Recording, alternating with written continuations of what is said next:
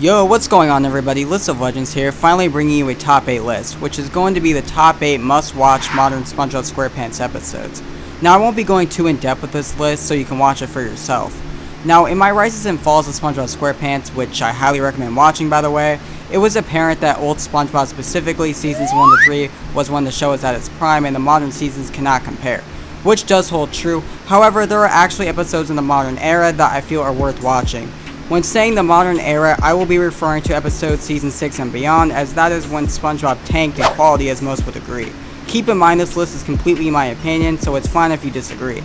Lastly, before we begin, make sure to click that like and subscribe button so I know you like my content.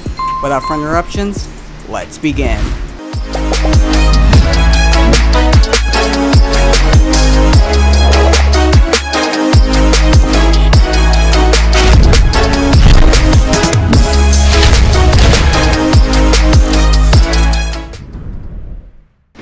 Diving right back into the Bikini Bottom at our number 1 spot on our list, we have Chum Frequency from season 9.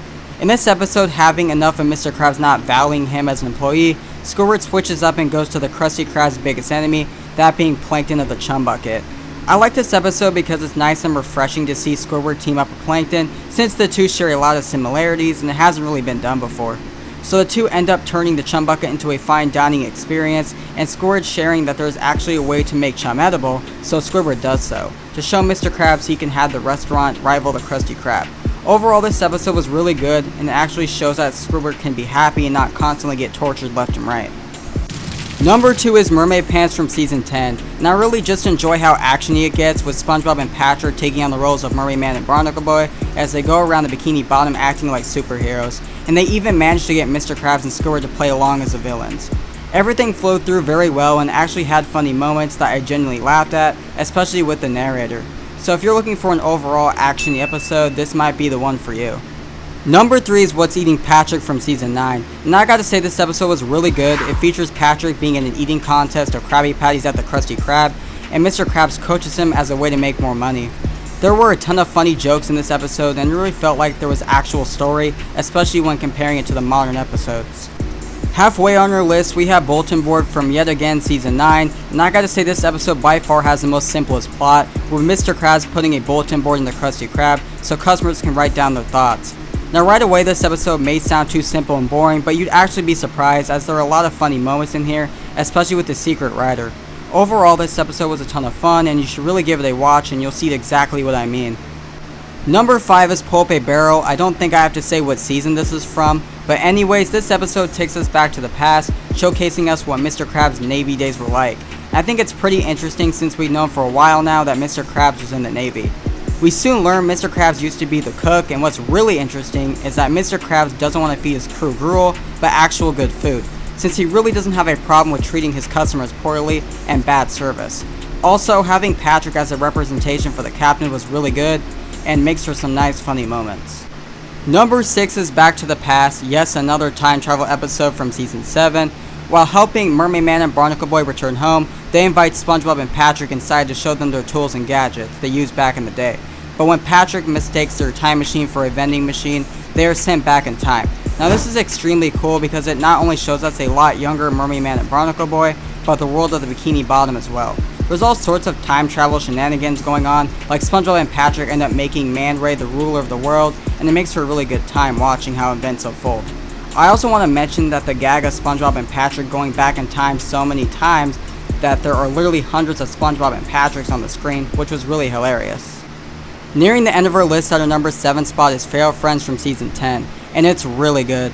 For starters, we get to see our favorite host Patchy the Pirate and the French narrator as the Bikini Bottom goes under a strange phenomenon that occurs once every 100 years, which causes our characters to act as the real life sea creature counterparts for 2 hours, all except for Sandy, who has to save the day. Now I gotta say, although we've seen these type of survival episodes before, this variation is by far my favorite. The whole episode felt just so eye-candy to watch, and the scenes of the French narrator explaining how each one of our characters acts as their real-life counterparts just felt so incredible to listen to, and I really hope he gets more major roles in the future. Lastly, at our great number 8 spot, we have the Big Birthday Blowout, and it's easily the best SpongeBob special we've seen in a long time. The amount of effort put into the special was just off the charts, like the crew went above and beyond, and it really does show. The special starts off with all of SpongeBob's friends planning him a surprise birthday party, while Patrick takes him on a bus tour onto the surface to distract him. Pretty straightforward, and it works very well. There are some scenes that make you question how it fits into the show, like the dancing can of beans, which was really weird, but that's just my 2 cents. After that, it really kicks off, especially when we finally see Patchy the Pirate meet SpongeBob, which is something that came completely out of nowhere, and it was really awesome. We also get to see a Where's Waldo of almost every SpongeBob character that appeared since the beginning. The amount of Easter eggs in this special were just absolutely incredible, and that's just the tip of the iceberg. One of the biggest highlights of the episode was when the tour bus reaches a place called the Trusty Slab, where we get to see our characters meet their voice actors. You can really tell the crew gave it their all and had fun with it. Overall, this special to me was put together very well, and everything you wanted in a SpongeBob special is here.